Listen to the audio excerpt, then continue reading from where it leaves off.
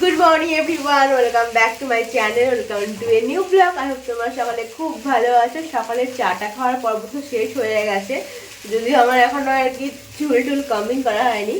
আর মা এখানে করতে হচ্ছে আজকে আমাদের ব্রেকফাস্টে হচ্ছে ম্যাগি, মানে মশলা ম্যাগি, ফ্রাই ম্যাগি আর কি, সব কিছু দিয়ে এই যে এখানে ম্যাগি বানানো হচ্ছে। আর আমাদের মাছ চলে এসেছে, মানে লাঞ্চে যে মাছ হবে তো সেটাও চলে এসেছে। আজকে পিতল মাছ এনেছে, সেটা পরে ধোয়া টোয়া হবে। ওদের আগে ব্রেকফাস্ট রেডি করে নেওয়া হচ্ছে। চলো ব্লগটা এখান থেকে স্টার্ট করছি। দেখতে কাজে ব্লগটা তোমাদের খুব ভালো লাগবে। এখানে সবজি দিয়ে তারপরে ফ্রাই ম্যাগি রেডি করা হচ্ছে, সবজি ডিম সব কিছু। আজকের ওয়েদারটা একদমই একটু অন্যরকম, মেঘলা মেঘলা কিরকম টাইপের, হালকা একটা রোদ আছে আর মেঘলা বরঞ্চই বেশি। কালকে এরকম ছিল, আর দুদিন ধরে তো এত কুয়াশা পড়লো। আর তারপরে কালকে থেকে আবার মেঘলা মেঘলা শুরু হয়েছে। আর সব জায়গাতেই নাকি এখন কুয়াশাটা প্রচুর পরিমাণে হচ্ছে। ওইদিকে বহরমপুরেও নাকি প্রচুর কুয়াশা পড়ছে। কুয়াশাটা এখন যেন বেশিই হচ্ছে, তো গায়ে থেকে না মানে চাদর বা সোয়েটার মানে ছড়াতে মানে ঠিক ইচ্ছে করছে না। তো এখন প্রায় 12টা 12:30 বাজতে চললো। এখন ওই যে রুমের জন্য গায়ে চাদরটা নিয়েই থাকি। তারপরে যখন স্নানটা করতে ঢুকবো, মানে ঢুকে গেলে তখন আর ঠান্ডা লাগে না। তো ওইদিকে রান্নাবান্না চলছে, চলো দেখাই রান্নাবান্না কি চলছে। ফুলকপি, আলু, পেঁয়াজ আর করলা। কি করবে এগুলো দিয়ে মা?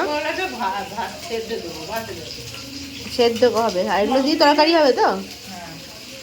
আর ভাজা হবে এটা। আর এখানে দেখো ওই যে চিতল মাছ বলেছিলাম এনেছে, বড় বড় একদম। এখানে মানে চিতল মাছটা যে অনেক বড় কেটা ছিল, তো সেখান থেকে নিয়ে এসেছে। এখানে 2 পিস, আর এই যে এখনো এই 2 পিস ভাজা হবে।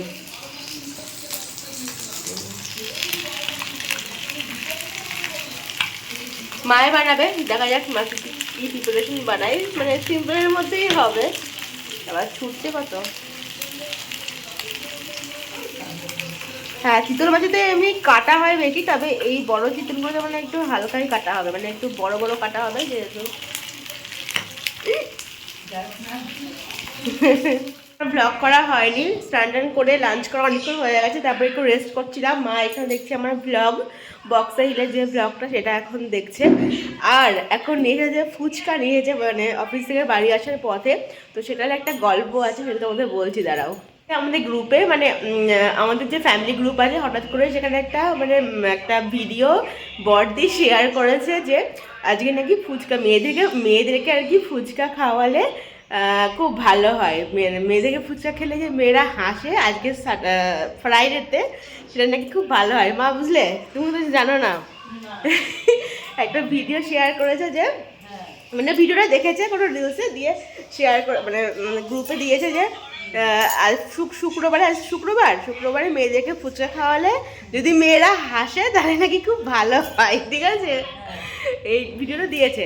তো ঠিক আছে, এই ভিডিওটা আমি শুধু কিচ্ছু বলিনি, শুধু এমনি ফরওয়ার্ড করে দিয়েছি অর্ঘকে। আমি বলিও নি যে ফুচকা নিয়ে আসো বা কিছু।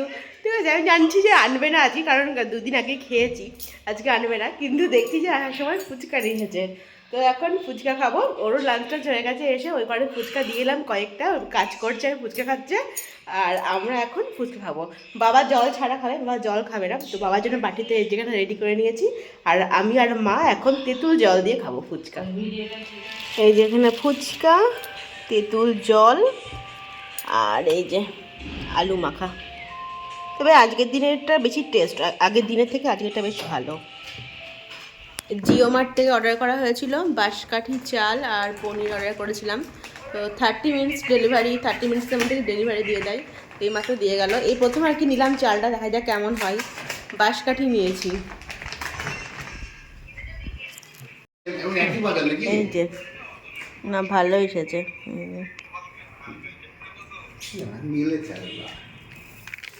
চলে এসেছি এখন ডিনার বানাতে।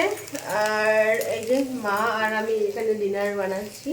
আজকে ডিনারে হচ্ছে আজকে করবো একটু চিলি পনির বানিয়ে নেব, আর আবার গাজরের হালুয়া করছি, আর রুটি হবে তার সাথে। তাড়াতাড়ি করে সেরে ফেলবো রান্নাবান্না খাওয়া দাওয়া, কারণ এরপর ব্যাগ প্যাকিং করতে হবে আমাদেরকে। কালকে আবার আমরা ঘুরতে যাচ্ছি, কোথায় যাচ্ছি সেই জন্য তো তোমাদের নেক্সট ব্লগটা দেখতেই হবে। আগে থেকে আমি কিছু বলছি না, সেটা তোমরা নেক্সট ব্লগে দেখতে পারবে। তখন তাড়াতাড়ি করে রান্নাবান্নাগুলো করে নিই, এরপর প্যাকিং করব। আর কাল সকাল সকাল আমাদের আর কি বেরোতে হবে, সেজন্য তাড়াতাড়ি আর কি ঘুরেও করতে হবে, সকাল সকাল ভোরবেলায় উঠতে হবে। চলো, এখানে হচ্ছে এই যে গাজরের হালুয়া, এই যে গাজরের হালুয়া এখানে হচ্ছে। আগের দিন খুব টেস্টি হয়েছিল গাজরের হালুয়াটা, তো সেই জন্য আজকে খুব একটা বেশি গাজর ছিল না, তো যেটুকু ছিল সেটুকু দিয়েই বানিয়ে ফেলছি, নাহলে তো আবার দুদিন পরেই থাকবে। তো সেই জন্য আজকে আবার খেতে ইচ্ছে হলো। গাজরের হালুয়া হচ্ছে এখানে, আর এখানে চিলি পনির করবো, সেজন্য এই যে পনিরগুলো একটু ভেজে নিচ্ছি কর্নফ্লাওয়ার দিয়ে, কর্নফ্লাওয়ার একটু হচ্ছে লঙ্কা গুঁড়ো আর লবণ দিয়ে।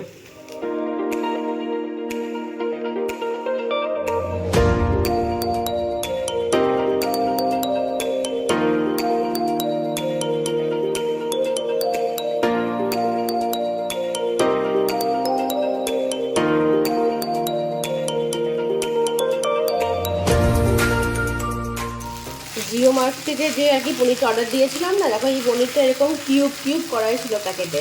সাইজটা মানে কিউবগুলো একটু ছোটো ছোটো, বাট টেস্ট ভালো এই পনিরটার, আমুলেরই পনির এটা, টেস্ট ভালো, বাট এই যে একটু জাস্ট পিসগুলো ছোটো ছোটো, এমনি সুবিধে আছে রান্না করতে, রেডি টু ইউজ আর কি।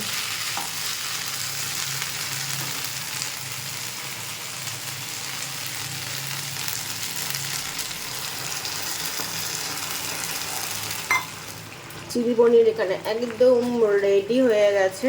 আজকে একটু মানে কম রিচ করেছি, আগে একটু বেশি রিচ হয়ে গেছিলো, আর একটু মানে সস টসগুলো কমই দিয়েছি। তো রেডি এখানে চিলি পনির, আর এখানে আমার গাজরের হালুয়া অলমোস্ট রেডি। দুধটা একটু হালকা শুকিয়ে আসলেই নামিয়ে নেবো। চলো এটাকে বন্ধ করে দিই।